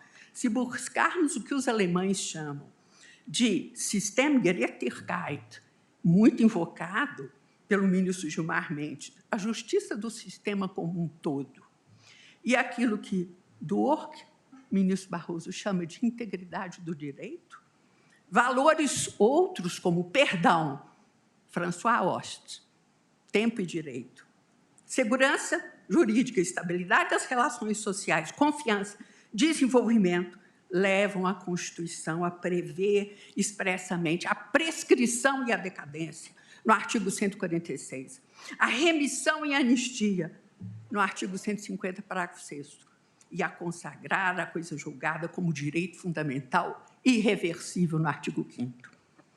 Neste momento, nesses curtos 10 minutos em que eles falam, senhores, quantas vezes, milhares de vezes, a decadência e a prescrição dos créditos tributários beneficiam milhares de contribuintes inadimplentes e sonegadores. Julga processos que tratam limites da coisa julgada em decisões do STF em matéria tributária.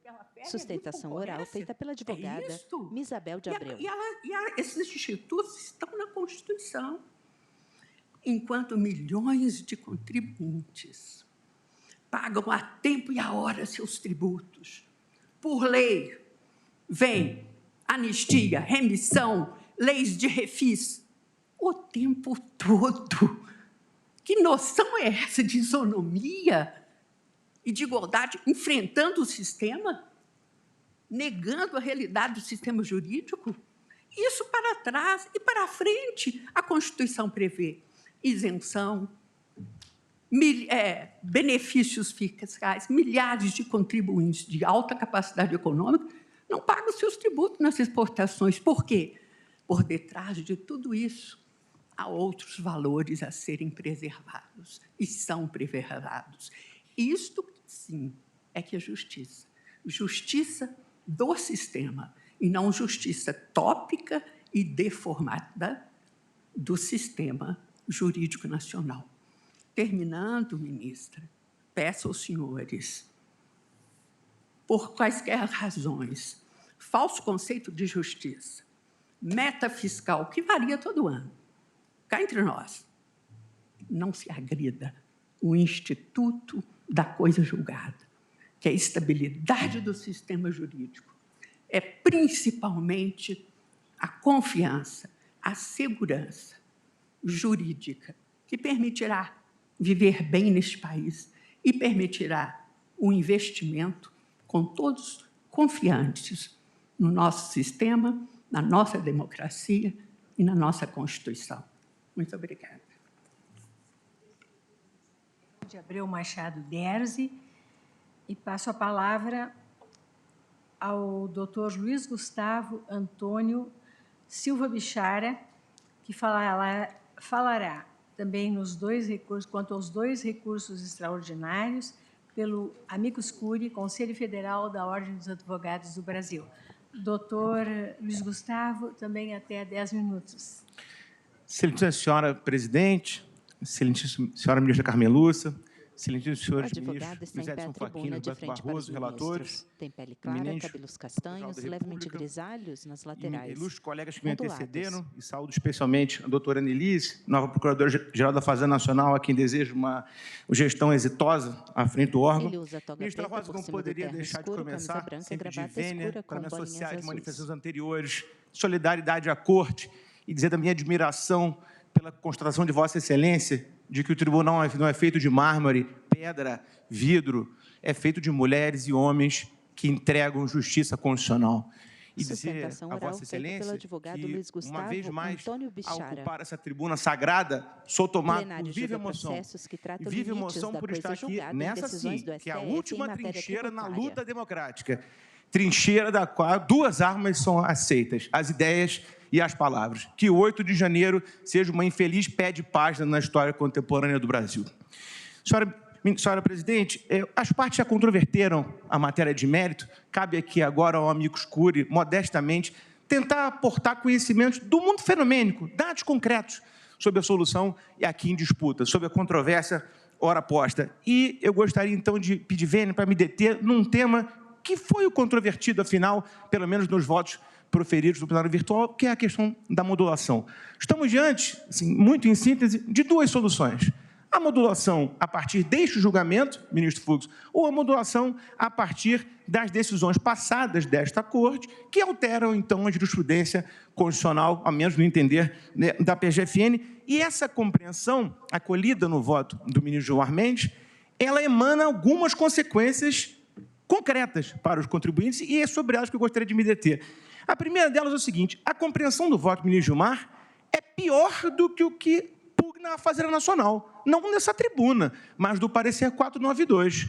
E aqui eu peço a máxima vênia para constatar que há uma pequena incoerência na tese fazendária, porque o parecer 492 propõe que as decisões anteriores incompatíveis com ele sejam válidas dali em diante. Mas eu escutei da tribuna a Fazenda Nacional articular isso como um pedido subsidiário, ou seja, no pedido principal ela quer que as decisões sejam anuladas por todo sempre. Aqui é uma divergência importante. Para os contribuintes é melhor seguir o parecer 492 do que a tese fazendária aqui posta. E uma outra consequência relevante que precisa ser dita, a partir desta compreensão da retroação total, é uma dúvida legítima, ministra Rosa, que os contribuintes terão sobre o momento da coisa julgada. E aqui eu me permito alguns exemplos que são conhecidos da Corte. Talvez o mais paradigmático deles seja o caso da COFINS, da sociedade civis, que é muito caro aos advogados por razões óbvias. O ministro Barroso há de se lembrar, porque nessa época ainda honrava as fileiras da advocacia, o julgamento, em 2008, terminou empatado, por 5-5. A Ordem dos Advogados manejou embargo de declaração. Foram julgados 8 anos depois, ministro André. 5-5, 8 anos depois houve o julgamento. E aí a Corte plasma, sim, a compreensão de que o quórum de modulação naquele momento seria o especial. Portanto, a ministra Rosa não pôde desempatar aquele julgamento, ficando 5-5. Um lapso temporal, peço vênia para insistir, de 8 anos. A partir de quando os contribuintes deveriam pagar o tributo? Peço vênia para formular a indagação. Em 2008 ou em 2016, quando a Corte concluiu o julgamento? Há uma dúvida que estará presente sempre que a proclamação de modulação for destacada da normal. Por isso, nós não conseguimos encontrar com facilidade esse marco temporal que a Fazenda defende, acolhido no fato do ministro Gilmar. E eu queria dizer a Vossas Excelências, passe-se o truísmo, a consequência óbvia do acolhimento dessa tese é mais 20 anos de discussão, porque nós vamos discutir em cada caso qual for o momento da coisa julgada que deve, então, atrair a cessação de efeitos pretendida. Eu dou esse exemplo da COFINS, porque ele é muito caro à advocacia, mas há muitos outros, inclusive, muito recentes, ministro Fachin. Veja, por exemplo, o conhecido caso do texto constitucional de férias. Desde 2009, decisão favorável do STJ. 2020, esta Corte proclama a constitucionalidade da incidência. Inaugura-se uma discussão sobre modulação que está viva até hoje, já há quase 3 anos. Mas o que é mais importante, ninguém sabe o que vai acontecer nesse caso. Há decisões aqui, ministro Fachin, ministro Barroso, ministro Gilmar, ministro Nunes Marques, atribuindo efeito suspensivo extraordinário ou mandando devolver para o tribunal de origem o processo até que se resolva o problema da modulação. Então, na tese da Fazenda Nacional, a partir de quando deverá o contribuinte pagar esse tributo? Na proclamação ou quando se resolver a modulação? O acolhimento dessa tese, com toda a vênia, ministro Fachin, ele vai nos levar a esse tipo de problema. Por isso é que parece acertada a compreensão de que a modulação deve ser feita hoje, na conclusão desse julgamento. E claro que, a partir dali, os contribuintes estarão cientes de que, na hipótese de alteração jurisprudencial, terão que voltar a pagar os seus tributos. Um outro aspecto muito importante do mundo fenomênico, eu queria destacar a Vossas Excelências, que quase passa em branco hoje, salvo pela senhora da professora Misabel, que é a questão da multa. Esses contribuintes, ministro Nunes Marques, estão todos eles sendo cobrados com multa, 75%. Então, o sujeito tem uma coisa julgada, convive com a sua coisa julgada, a controvérsia posta. Se acolhida a tese fazendária, ele vai ter que pagar multa de 75% por ter seguido uma coisa julgada. O ministro Fux vai lembrar bem que, na comissão instaurada por Vossa Excelência e pelo presidente do Senado, muito se discutiu sobre a moderação sancionatória, quase um consenso que isso tem que ser feito para o futuro. Mas, para o passado, a multa é de 75%. Então, o contribuinte confiou na sua coisa julgada, havia decisões do STJ, do Supremo, plasmando a obediência à coisa julgada, e agora ele pode ser surpreendido não com a cobrança do tributo, senhora presidente, mas com a multa também. E vejam, Vossa Excelência, o seguinte, o artigo 100 do CTN, parágrafo único, prevê expressamente que a obediência aos órgãos singulares de jurisdição administrativa e mesmo as práticas reiteradas da administração pública afasta a multa e os juros. E a coisa julgada. Então, com Vossa Excelência, a coisa julgada, tida até então como uma quintessência da segurança jurídica, vai autorizar, então, que se incida multa sobre o contribuinte que nela confiou, e nela confiou... Em pauta, julgamento conjunto dos recursos extraordinários números 955, 227 e 949, 297. Plenário julga processos que tratam limites da coisa julgada em decisões do STF em matéria tributária. Mas o ponto principal é como se pode conviver com essa multa. E ainda um outro aspecto, eu já me encaminho para o final, senhora presidente. Sustentação oral feita pelo advogado Luiz Gustavo Antônio Bichara. Transcendentes e motivos determinantes. Quando a Corte proclamar determinada alteração jurisprudencial, ela será aproveitada em casos semelhantes? Naturalmente que, daqui para frente, se proclamando a tese da Fazenda como ela pretende, mas com a modulação, a Corte vai proclamar a superação do precedente. E aí o contribuinte que tem aquela decisão favorável saberá como ele tem que se portar. Mas sem a Corte proclamar expressamente a superação do precedente, será impossível, né? Inclusive, o microsistema processual hoje garante, ministro Fux, Vossa Excelência sabe muito bem, né? Nos artigos 489 e 927, a necessidade de indicação da superação desse precedente, até porque o contribuinte tem a tranquilidade de saber se sua coisa julgada segue viva ou não. De tudo que li sobre esse tema, o que me pareceu mais feliz foi a sua ilustração, ministro Fux, num artigo sobre o processo tributário e o direito, peço vênia para ler um trecho pequeno. O cidadão jurisdicionado não pode ser tratado como um cão que só sabe o que é proibido quando um taco de beisebol lhe toca o focinho. Muito obrigado.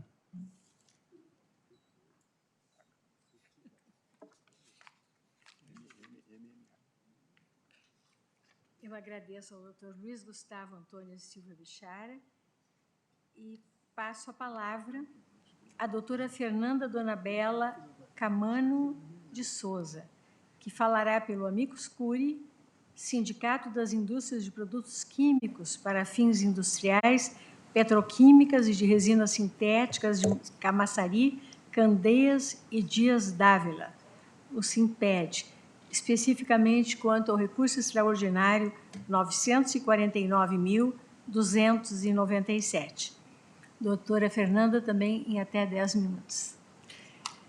Boa tarde, cumprimento a excelentíssima senhora ministra presidente, os demais ministros, o Procurador-Geral da República, a Procuradoria da Fazenda Nacional, os advogados aqui presentes. Ela tem pele clara, enfim, cabelos eu estudo esse tema há 20 anos, foi objeto do meu mestrado em 2006, e desde então eu pesquiso muito sobre o tema. Bom,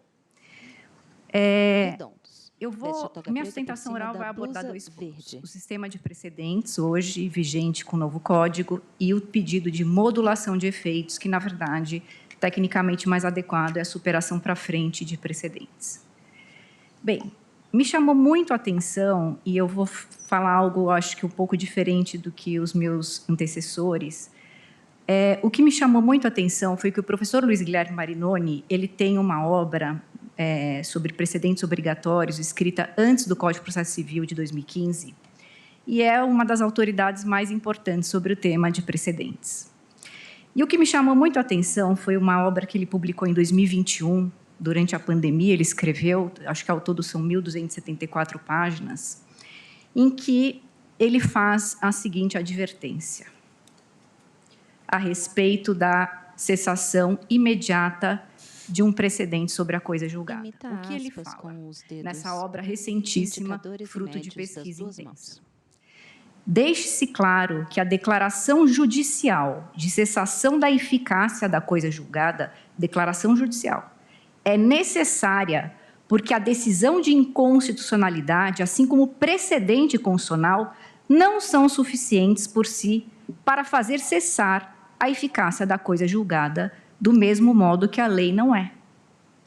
Quando um novo dispositivo legal e, portanto, também uma decisão de inconstitucionalidade ou um precedente constitucional incidem sobre uma relação jurídica já definida com autoridade de coisa julgada material, é necessária decisão judicial posterior que reconheça a pertinência e a suficiência da modificação do direito para fazer cessar a eficácia da coisa julgada no tempo.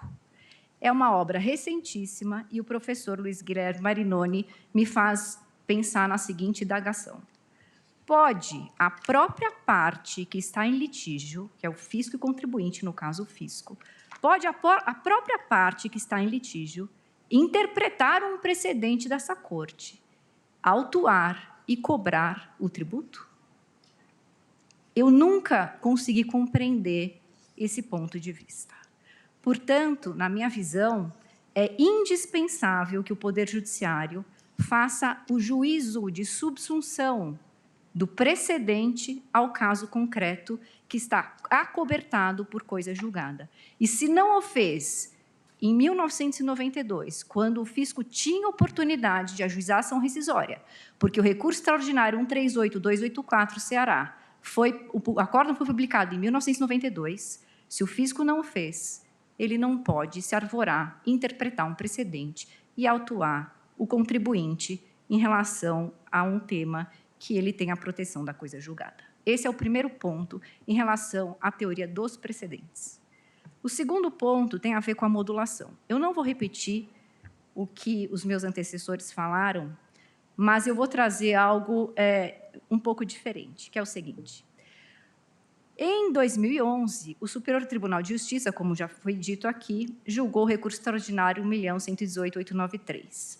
E ele disse, na ocasião, abre aspas, o fato de o Supremo Tribunal Federal posteriormente manifestar-se em sentido oposto à decisão judicial transitada em julgado, em nada pode alterar a relação jurídica estabilizada pela coisa julgada, sob pena de negar validade à própria existência do controle difuso de constitucionalidade do país, fragilizando, enfim, a coisa julgada. O que aconteceu na prática naquela ocasião? Esta corte entendia que a violação à coisa julgada era matéria infraconstitucional. Existem inúmeros precedentes negando subida de recurso extraordinário porque a violação à coisa julgada era matéria infraconstitucional. Inclusive, no tema 885, de relatoria do ministro Barroso, o recurso extraordinário da Fazenda não foi admitido, houve a interposição de agravo para esse tribunal. Na primeira decisão que foi proferida nesse caso, o ministro Barroso entendeu que se tratava realmente de matéria infraconstitucional e negou provimento ao recurso da Fazenda. A Fazenda entrou com agravo regimental e depois com embargo de declaração, e só depois disso, em 2016, foi reconhecida a repercussão geral. Ou seja... Em pauta, plenário julga processos que tratam limites da coisa julgada em decisões do STF em matéria sede tributária. De repercussão geral que a existência de precedentes indicando a natureza infraconstitucional da controvérsia gerou arcabouço jurisprudencial que permitia concluir pela rigidez da norma hostilizada, de modo que é o caso de se modularem os efeitos do acórdão embargado nos termos referidos. Por quê? Porque até 2016, esse assunto não subia para a corte. Outros precedentes que foram mencionados pela Fazenda Nacional, no sentido de que eles quebrariam a expectativa do contribuinte, precedentes nesta própria corte, recurso extraordinário 596663, não dizem respeito à matéria tributária. A matéria tributária tem as suas especificidades, tanto assim que o artigo 156.10 do Código Tributário Nacional determina que extingue o crédito tributário a decisão passada em julgado. A matéria tributária ela é diferente de tudo que já foi analisado por essa Corte. Outro ponto a se chamar a atenção é que a resolução desta controvérsia terá o potencial de alcançar mais de 120 temas de repercussão geral em matéria tributária de trato sucessivo que já foram há tempos pacificados nesta Corte. Esta Corte, inclusive, em 3 recentes temas 69, 962 e 827, entendeu que a alteração de jurisprudência, e nós estamos considerando a alteração de entendimento do Superior Tribunal de Justiça, porque não se entendia que essa matéria era constitucional, a alteração de jurisprudência requer a tal da superação para frente do precedente, ou, como é mais falada, modulação.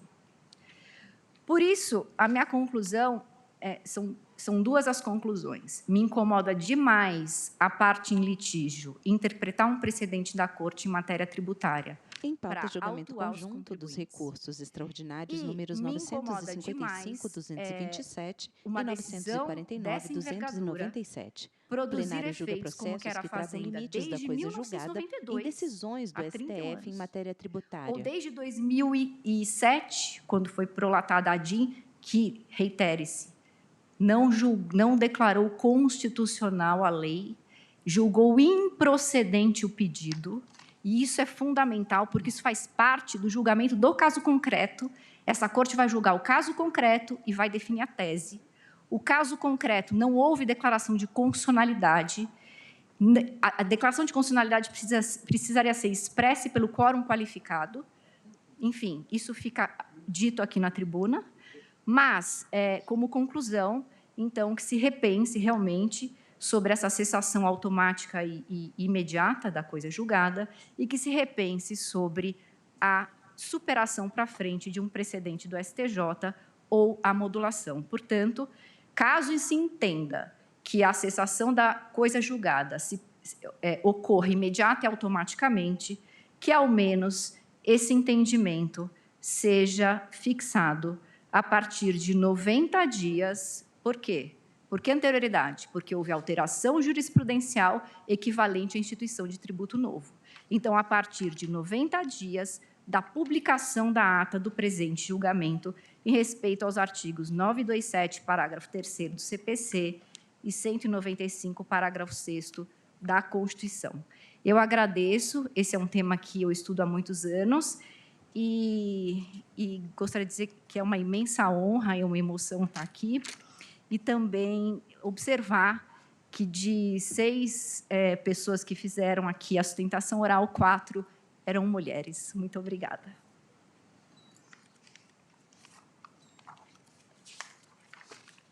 A ministra Rosa Weber agradeço sorri. a doutora Fernanda Donabella Camano de Souza pela sustentação oral, pelas palavras, e doutora,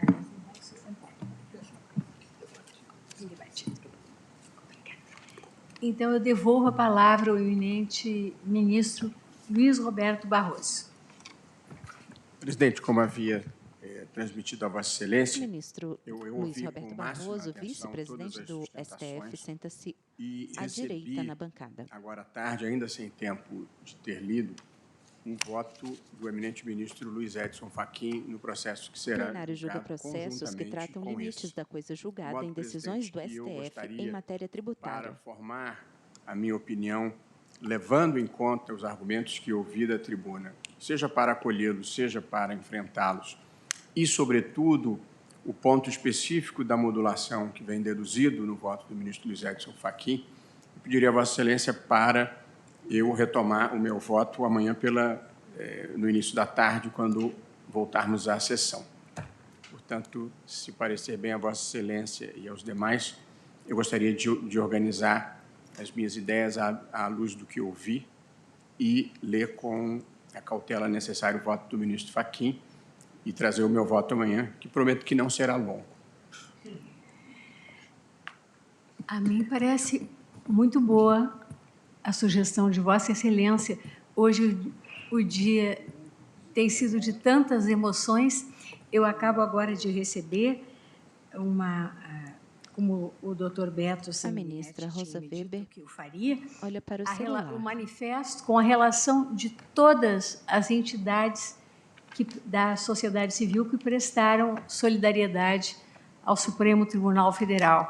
Um número, não haveria condições hoje pela manhã de eu relacioná-los, eu nem tinha relação integral, tinha apenas recebido o manifesto. E vou providenciar para que seja publicado no nosso site, com o renovado agradecimento da Corte, né, a este apoio e a esta solidariedade. E, presidente, não será cruel com os advogados, porque o julgamento não acabaria hoje mesmo. Portanto, os advogados terão que estar aqui de qualquer forma. Isso. Esse é o aspecto. Nós só teríamos o prazer de ouvir o ministro Luiz Roberto, mas não teríamos o prazer de ouvir o ministro Luiz Edson Fachin. Então, fica, do meu ponto de vista, de bom tamanho, que passemos esse julgamento tão relevante, tão importante, tanto que eu incluí nesta primeira data para amanhã. Eu agradeço, sensibilizada, mais uma vez, o apoio, a solidariedade de todos, a presença nessa tarde. Agradeço aos meus queridos colegas todos, agradeço ao senhor Procurador-Geral da República, aos senhores servidores, à imprensa.